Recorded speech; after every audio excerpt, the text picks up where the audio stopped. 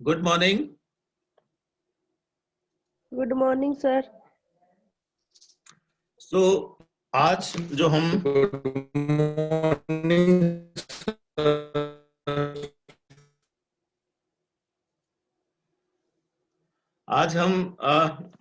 Organic and mechanical solidarity, समाज में श्रम विभाजन नाम से जो कॉन्सेप्ट है इमाल दुर्खीम का, उसको हम पढ़ रहे हैं। और उसमें आज हम जो देखने वाले हैं वो इसके जो प्रकार हैं सोशल सॉलिडेरिटी के, दो प्रकार की होती है, ऑर्गेनिक एंड मैकेनिकल। तो उसको आज हम देखेंगे। कल हमने देखा था कि जो समाजों में एकता जो है, संलिष्टता जिसको हम कहते हैं, सॉलिडेरिटी जिसको बोलते हैं, वो जो उसकी अभिव्यक्ति है, जो प्रकट हमें कहाँ होती है, वो हमें दंड विधान में, रादर जो समाज का जो दंड व्यवस्था है उसमें वो प्रकट होती है। और वो कानूनों द्वारा वो क्या बोलते हैं उसको, रिफ्लेक्ट होती है, प्रतिलिखित होती है। तो वो दो प्रकार के कानूनों की कल हमने बात की थी। एक दमनकारी कानून होता है और एक प्रतिकारी कानून होता है। दमनकारी कानून की अभिव्यक्ति के रूप में हमें मैकेनिकल सॉलिडेरिटी दिखती है, और जो प्रतिकारी कानून है उसकी अभिव्यक्ति में हमें ऑर्गेनिक सॉलिडेरिटी दिखती है। तो ऑर्गेनिक सॉलिडेरिटी और मैकेनिकल सॉलिडेरिटी में से सबसे पहले जो दमनकारी कानून पर आधारित जो ये मैकेनिकल सॉलिडेरिटी है, उसको हम सबसे पहले लेने का प्रयास करेंगे और उसके बाद हम सेकेंड टाइप में जाएंगे। तो इमाम दुर्खीम ने जो यांत्रिक मैकेनिकल को यांत्रिक एकता भी कहते हैं या संलिष्टता भी कहते हैं। तो यांत्रिक संलिष्टता जो है, इनके मुताबिक समाज की जो दंड संहिता है, दंड संहिता मैंने पैनल सिस्टम मैंने दंड को देने की प्रणाली, दंड को देने की प्रणाली। कोई व्यक्ति अगर कोई अपराध करता है तो उसे दंड कैसे दिया जाता है, उसकी अभिव्यक्ति कहीं ना कहीं इस मैकेनिकल सॉलिडेरिटी में होती है, इस रिप्रेसिव लॉ में। ये इमाम दुर्खीम ने कहने का प्रयास किया है। इमाम दुर्खीम का मानना यह है कि जो यांत्रिक जो संलिष्टता है, रादर ये जो मैकेनिकल सॉलिडेरिटी है, इसकी अभिव्यक्ति समाज की जो दंड व्यवस्था, जिसमें दमनकारी कानून मुख्य रूप से इसमें आता है, उसमें ये अभिव्यक्त होता है। और इसमें समूह के सभी सदस्यों में समानता पाई जाती है, इक्वलिटी होती है, सारे समूह के सदस्यों में समानता पाई जाती है। और इसमें जो समूह के सदस्यों का जो जीवन है वो समानताओं से परिपूर्ण होता है, समानताओं में इक्वलिटी से भरा हुआ होता है।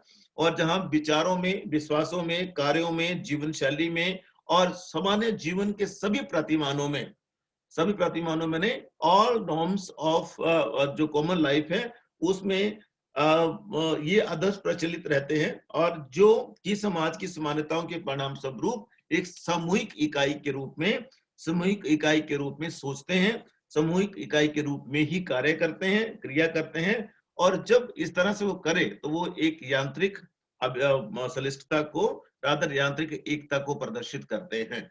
और इसमें यांत्रिक एकता के सदस्य एक दूसरे के साथ यंत्रवत जुड़े होते हैं, एक मैकेनिक्स की तरह होते हैं। छोटा सा एग्जांपल अगर इसको में देने की कोशिश करें तो एक कार का एग्जांपल ले लीजिए, स्कूटर का एग्जांपल ले लीजिए। उसमें जो कार स्कूटर के जितने भी मैकेनिक्स हैं, माने यंत्र जितने भी हैं, वो सब के सब जो हैं एक दूसरे के साथ कहीं ना कहीं जुड़े हुए हैं। और सबकी एक एकता है, सबकी एकता जो है, जो उसको स्कूटर बनाती है, या जो कंप्यूटर चला हुआ है, मोबाइल फोन चला हुआ है, तो उसमें मैकेनिक्स हैं और उनका अपना कोई जीवन नहीं है। वो उनके जीवन तब है जब वो सारे के सारे यंत्र एक दूसरे के साथ मिलकर काम करते हैं, तब वो लैपटॉप बनता है, तब वो मोबाइल बनता है, तब वो स्कूटर बनेगा, तब वो साइकिल बनेगी। अदरवाइज मैकेनिक्स जो है वो अलग अलग हैं। और इस तरह के समाज में जो मैकेनिकल सॉलिडेरिटी है, जिसमें दमनकारी कानून होता है, उसमें भी सारे के सारे जितने सदस्य हैं समाज के, वो यंत्रवत काम करते हैं, एक मैकेनिक्स की तरह काम करते हैं। और यंत्रवत काम करते हुए वो क्या करने की कोशिश करते हैं, उनकी अपनी फीलिंग, इमोशन, सेंटीमेंट का कोई रोल नहीं होता, कोई महत्व नहीं होता। उनका सिर्फ और सिर्फ जो पूरा सिस्टम है वो वहां मैटर करता है, ना कि एक व्यक्ति विशेष वहां मैटर करता है। तो इसकी अभिव्यक्ति जो है, इसकी अभिव्यक्ति अपराध कोई करे तो इसकी अभिव्यक्ति, और साथ में उस अपराध की अभिव्यक्ति के साथ जुड़ा हुआ दंड की व्यवस्था, जिसको पनिशमेंट हम बोलते हैं, दंड की व्यवस्था जो है उसे एक्सप्लेन करते हुए इमाइल दुर्खीम कहते हैं, इमाइल दुर्खीम ने ये कहा है कि जो आपराधिक कार्य हैं, आपराधिक कार्यों को दमनकारी कानून एवं यांत्रिक एकता की सुदृढ़ता के अनुरूप जिसे खतरा बताया गया है। कोई भी आपराधिक कार्य अगर होता है तो वो उस यांत्रिक एकता के लिए खतरा है। रादर यांत्रिक एकता का मतलब क्या हो गया? पूरे समाज के लिए खतरा है, क्योंकि यंत्र है, एक यंत्र ने कुछ गड़बड़ की तो दूसरा यंत्र अपने आप ही काम करना बंद कर देता है। जैसे स्कूटर चला है, अगर टायर पंचर हो गया तो वो पूरा पूरा स्कूटर बेकार हो गया जब तक वो पंचर ठीक नहीं होता। तो इसलिए अगर एक कहीं भी कोई ऐसी गड़बड़ होती है तो वो पूरी की पूरी गड़बड़ जो पूरी व्यवस्था को ठप कर देती है। तो इसलिए आपराधिक गतिविधि, आपराधिक कृत्य, आपराधिक कार्य कोई भी होगा तो पूरी व्यवस्था को वो प्रभावित करता है। ये इन्होंने कहने की कोशिश की। इसलिए उसको ठीक किया जाना, रादर उसे दंड की जो व्यवस्था होगी वो दंड की व्यवस्था भी ऐसी होगी कि वो पूरे के पूरे सिस्टम के बिहाफ पे आपको दंड दिया जाएगा, पूरी व्यवस्था के हिसाब से आपको दंड दिया जाएगा। और जब वो इस तरह से दंड देने की बात की जाती है तो कोई भी अपराध जो है उसे सामूहिक चेतना पर आघात माना जाता है। सामूहिक चेतना माने कलेक्टिव कॉन्साइंस पर इसे आघात माना जाता है। और इस तरह से जो है रिप्रेसिव लॉ की जो अभिव्यक्ति है वो मैकेनिकल सॉलिडारिटी में होती है। वो पहले हमने कहा, तो दमनकारी कानून से संबंधित जो कुछ कृत्य हैं, आपराधिक कृत्य जिन्हें हम दंड कहते हैं, वो दंड होता क्या है? तो सबसे पहले हम अपराध को डिफाइन करेंगे मैकेनिकल सॉलिडारिटी में, ये अपराध क्या होता है और उसके साथ जो जुड़ी हुई चीजें और क्या है उनको हम देखने की कोशिश करेंगे। अपराध यहाँ बहुत इंपॉर्टेंट रोल प्ले करता है। अपराध क्या होता है? दुर्खीम के अनुसार कोई भी कार्य, कोई भी ऐसा कार्य जो है वो ऐसा कार्य जो कि समाज में इस तरह की एकता को प्रभावित करे, वो आपराधिक कार्य कहलाया जाएगा। और एक कार्य अपराधी है जब वो सामूहिक चेतना की शक्तिशाली और निश्चित अवस्थाओं पर आघात करता है। आघात मैंने उसे उसे चोट पहुंचाने की कोशिश करता है। दोबारा से फिर रिपीट कर रहा हूं, एक कार्य अपराधी है, एक कार्य अपराधी है जब वो सामूहिक चेतना की शक्तिशाली और निश्चित अवस्थाओं पर आघात करता है। तो इस हिसाब से दुर्खीम ने अपराध की दो परिभाषाएं दी। वो दो परिभाषाएं क्या है? नंबर एक रहेगा कि सामूहिक भावना पर आघात, अभी हमने बात की सामूहिक भावना पर आघात करता है, तो एक क्या रहेगा? सामूहिक भावना पर आघात। दुर्खीम के अनुसार किसी भी समूह के औसत नागरिकों के सामान्य रूप में पाए जाने वाले सभी विश्वासों और भावनाओं से एक निश्चित अवस्था का निर्माण होता है। निश्चित माने डेफिनेट सिस्टम, डेफिनेट स्टेज का निर्माण होता है, और जिसका कि अपना एक पृथक अस्तित्व होता है। पृथक माने अलग से वो अस्तित्व जो है वो समाज से बाहर है, उसका अपना एक निश्चित और पृथक अस्तित्व होता है, और उसे सामूहिक चेतना कहा जाता है। निश्चित होगा, एक उसका अस्तित्व है, उसे सामूहिक चेतना कहते हैं, और उसका अस्तित्व समाज से बाहर होता है। परंतु समाज से बाहर होने के बावजूद वो क्या करता है? उस समाज पर, उस ग्रुप पर पूरी के पूरा दबाव डालने की शक्ति रखता है। अगर वो नहीं मानेंगे उसको तो उसके साथ दंड की व्यवस्था जुड़ी हुई है, जो कि इसका सेकंड पॉइंट है। दंड रादर पनिशमेंट क्या होती है उसको, दूसरा जो एस्पेक्ट है इसका अपराध का, वो दुर्खीम ने बताने की कोशिश की। अपराध का जो दूसरा जो तत्व है वो दंड है, पनिशमेंट है, और इसमें अपराध ही दंड को निश्चित करता है। अपराध जैसा होगा वैसा उसे दंड दिया जाएगा। जो कृत्य या कार्य समूह के लिए दंडनीय हो सकता है, कोई भी कृत्य, कोई भी कार्य जो समूह के लिए दंडनीय हो सकता है, समूह को कष्ट पहुंचा सकता है, सामूहिक जो भावनाएं हैं उस पे उसको आहत कर सकता है, तो उस कार्य को हम दंड कहते हैं, तो वो उसे अपराध कहेंगे। और दुर्खीम के अनुसार दंड एक सोशल फैक्ट है, दंड एक सामाजिक तथ्य है, और वो व्यक्तिगत पीड़ा का विषय नहीं है। जो दंड है वो व्यक्तिगत पीड़ा नहीं है। व्यक्ति को पीड़ा होगी, क्यों? क्योंकि उसने वैसा कोई कृत्य किया है, ऐसा कुछ ने काम किया है, इसलिए उसे पीड़ा हो सकती है। परंतु पीड़ा तो होगी, परंतु जब उसे दंड मिलेगा तो जो दंड मिलना है वो दंड कहीं ना कहीं वो सामूहिक भावनाओं पर आघात की वजह से उसे दंड मिला है, उसे दंड देगा कौन? कौन दंड देता है?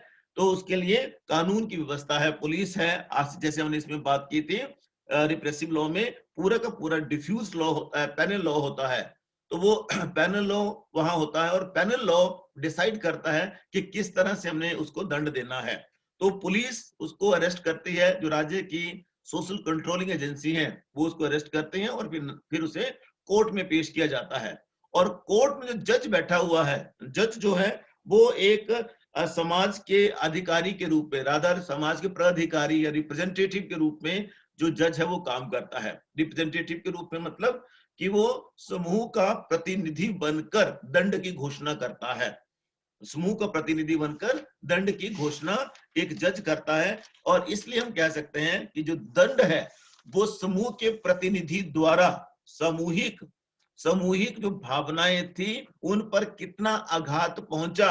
जो वकील हैं वो दलील देते हैं, वो एक दूसरे के, मेरे मुवक्किल ने ये किया, मेरे मुवक्किल ने ये किया, एक दूसरे को डिफेंड करने की कोशिश करते हैं। जो जज बैठा हुआ है, जज फिर अंत में फैसला सुनाता है। जज क्या बोलता है कि तमाम सबूतों और तमाम गवाहों के आधार पर ये जो अदालत है वो इस नतीजे पर पहुंची है। किस नतीजे पर पहुंची है? कि इसलिए इसे हम अपराधी मानते हैं। अपराधी मानते हुए इसे 14 साल की सजा दी जाती है या सजाए मौत दी जाती है। तो वो जब तक वो प्रूफ नहीं होंगे, पूरा मौका दिया जाएगा उन्हें डिफेंड करने का, क्योंकि वो प्रतिकारी कानून, क्योंकि वो दमनकारी कानून है जिसमें कि पेनल लॉ की बात की जाती है। तो पेनलाइज करने से पहले वो सारी की सारी चीजों को देखा जाता है और उसके बाद जज बैठा हुआ कुर्सी पे वो समाज के बिहाफ पर वो अपना फैसला सुनाता है। इस तरह से उपरोक्त विवेचन के आधार पर हम कह सकते हैं बहुत कम शब्दों में, संक्षेप में, कि जो अपराध की सामाजिक उपयोगिता है वो बहुत ज्यादा है। और क्योंकि अपराध को इन्होंने, दुर्कीम ने सोशल फैक्ट कहा है, वो सामाजिक तथ्य है, सामाजिक तथ्य कहा है। और अपराध जो है समूह के सदस्यों को एक सूत्र में बांधने में सहायक होता है। अपराध के डर से लोग एक दूसरे के साथ जुड़ते हैं और कोई भी ऐसा गलत काम नहीं करते हैं जो सामूहिक भावनाओं पर आघात हो या समाज के लिए खतरा हो। तभी दुर्कीम ने बात की थी नैतिकता की। और क्योंकि संलिष्टता का जो सॉलिडेरिटी है उसका मेन मकसद है समाज में नैतिकता को बनाए रखना। नैतिकता आपको याद होगा तो पीछे बोला था नित्य का भोजन है, समाज के लिए जरूरी है। समाज को समझना नहीं है, समाज को संभव बनाना है। संभव कैसा बोला? जिसमें हर व्यक्ति इज्जत के साथ, मान के साथ रह सके और उसको हम उसी तरह से पॉजिटिव वे में साइंटिफिकली उसको हम समझ सकें। और समझने के लिए, सामाजिक समझ डेवलप करने के लिए इन्होंने, दुर्कीम ने जो बात की है, इनकी जो थ्योरी है वो सोशल फैक्ट की है। सामाजिक सच्चाइयां क्या है, जैसी हैं वैसा ही हमें उन्हें डॉक्यूमेंट करना है। जैसी सामाजिक सच्चाइयां हैं वैसा ही हमने उनको देखना है। तो सामाजिक एकता के हिसाब से ये जो भावनाएं एक दूसरे के लिए आकर्षित होती हैं। मैकेनिकल सॉलिडारिटी में मैंने स्कूटर का एग्जांपल देके आपको बताने की कोशिश की कि जैसे स्कूटर में अगर एक पेच कहीं खराब हो जाए तो सारा स्कूटर बेकार हो जाता है, वो खड़ा हो जाता है। छोटा सा कांटा लग जाए टायर में तो स्कूटर खड़ा हो जाएगा, कील लग जाए तो स्कूटर पंचर हो जाएगा, वो खड़ा हो जाएगा। तो उसी तरह से हम लोग भी हैं, जब हम मैकेनिकल सॉलिडारिटी को हम दिखाते हैं तो उस केस में हम भी वैसे ही रहते हैं, मैकेनिकल सॉलिडारिटी में। और एक दूसरे के प्रति आकर्षित होते हैं, एक दूसरे के प्रति भावनाओं पर आघात ना पहुंचे इसकी पूरा इंश्योर किया जाता है। और किसी भी समाज के सदस्यों में दमनकारी कानून के थ्रू इसकी जो मैकेनिकल सॉलिडारिटी की अभिव्यक्ति होती है। नंबर 2 हम जाएंगे ऑर्गेनिक सॉलिडारिटी में। ये इससे बिल्कुल उल्टा है।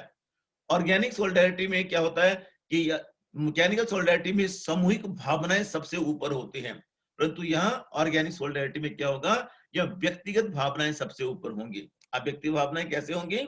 ये इमाम दुर्कीम के अनुसार जो सावेबी जो संलिष्टता है या जिसको हम ऑर्गेनिक सॉलिडारिटी बोलते हैं, ये इसकी अभिव्यक्ति जो है वो हमारे प्रतिकारी कानून में होती है। अब प्रतिकारी कानून के मुताबिक क्या होगा कि सामूहिक जो चेतना है, सामूहिक चेतना में समानता की शक्ति प्रदर्शित होती है, जबकि आदिम समाजों में दमनकारी कानून की प्रधानता रहती है।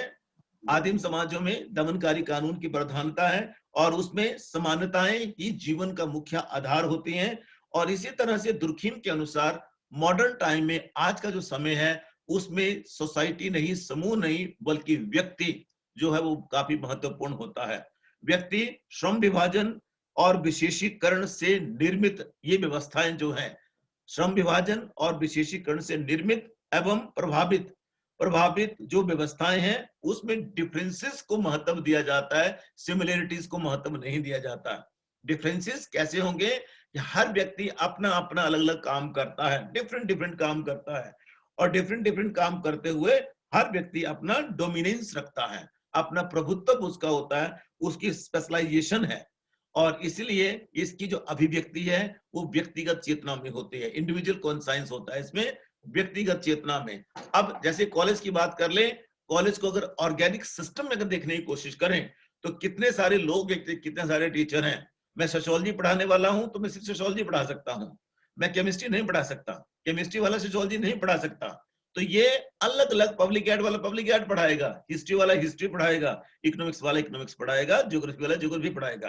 तो ये क्या हो गया, ये व्यक्तिगत कॉन्साइंस है, रादर व्यक्तिगत स्पेशलाइजेशन है, डिवीजन ऑफ लेबर है सबका, सबका डिवीजन ऑफ लेबर है। और वो अपने अपने सब्जेक्ट के मास्टर हैं, अपने सब्जेक्ट के एक्सपर्ट हैं, वो अपना अपना सब्जेक्ट सबको पढ़ाएंगे। तो ये यहाँ क्या होगा, और सब के सब अगर इकट्ठे होंगे तब जाके कॉलेज जो है कामयाब कॉलेज बनेगा, जिसको कि हम ऑर्गेनिक सॉलिडेरिटी बोलते हैं। अब आधुनिक समाजों में क्या होगा कि सारे के सारे व्यक्ति जो हैं वो अपने किसी न किसी काम की वजह से एक दूसरे के साथ जुड़े होते हैं, ऑर्गेनाइजेशनल नीड है, कॉलेज की जरूरत है कि ये पोस्टें देनी है, और जब ये पोस्टें सारी इकट्ठी होंगी तब जाके कॉलेज बनेगा। उसी तरह से सारे के सारा जो भी बड़े बड़े जो वो हैं ऑर्गेनाइजेशन है, इंटरप्रेन्योर है, उसमें भी योग्यता के आधार पर, योग्यता के आधार पर वहां जिसकी जो जो जरूरत होगी वो उसका अपॉइंटमेंट किया जाएगा। और ये स्पेशलाइजेशन जो है, जो डिवीजन ऑफ लेबर है, ये व्यक्ति को एक दूसरे के करीब आने के लिए बाध्य करता है, मजबूर करता है, बाध्य करेगा, मजबूर करेगा। और इसकी वजह से जो एक दूसरे के बीच में जो एकता स्थापित होगी उसे हम ऑर्गेनिक यूनिटी, ऑर्गेनिक सॉलिडेरिटी कहते हैं। ऑर्गेनिक सॉलिडेरिटी की अभिव्यक्ति जो प्रतिकारी कानून में होती है, जैसे हमने पहले बात की थी। प्रतिकारी कानून में थोड़ा सा देखने की कोशिश करें कि जो फिजियोलॉजिकल स्ट्रक्चर हमारा है, जो शरीर का हमारा स्ट्रक्चर है, इसमें आंख का अलग काम है, मुंह का अलग काम है, जीभ का अलग काम है, हर अंग का, हर ऑर्गन का अपना अपना काम है। और जब सारे ऑर्गन काम करते हैं तो इस ऑर्गेनिक यूनिटी का नाम, ऑर्गेनिक सॉलिडेरिटी का नाम हिंदस लारिया है। इस ऑर्गेनिक सॉलिडेरिटी का नाम अंजना ठाकुर है, अवंतिका है, भुवनेश है, मस्तराम है, प्रियांशु है और दीक्षा ठाकुर है। और इन सब की जो ऑर्गेनिक एंटिटी है, इसलिए वो फिजियोलॉजिकल एंटिटी की तरह ही सारे के सारा ऐसे रहता है। और पूरा का पूरा जो समाज है रादर, वो भी इसी आज के आधुनिक समय में, आज के आधुनिक समय में ऑर्गेनिक सॉलिडेरिटी पर टिका हुआ है। और सबके सब म्यूचुअल इंटरडिपेंडेंस पे टिके हुए हैं। म्यूचुअल इंटरडिपेंडेंस माने पारस्परिक निर्भरता एक दूसरे की, उसके ऊपर टिके हुए हैं।